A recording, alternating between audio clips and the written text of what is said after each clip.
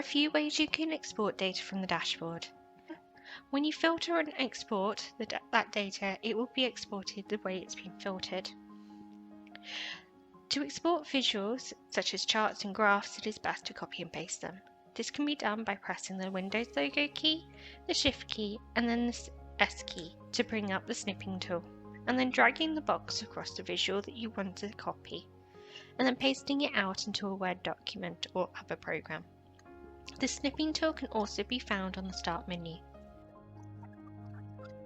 Data from a table, look for 3 little dots or more options found by hovering your mouse over the table. You can export the table as either an Excel file or XLSX or as a CSV file.